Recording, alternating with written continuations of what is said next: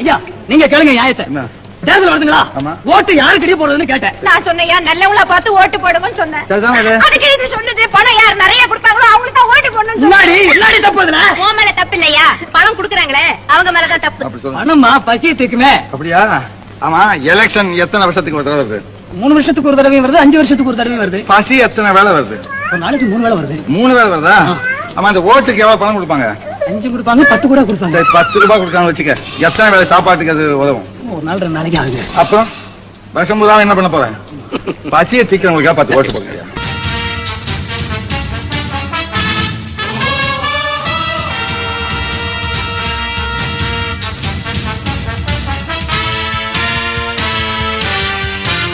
சிங்கம் ஒன்று கூறப்பட்டதே, அதுக்கு நல்ல காலம் நேரம்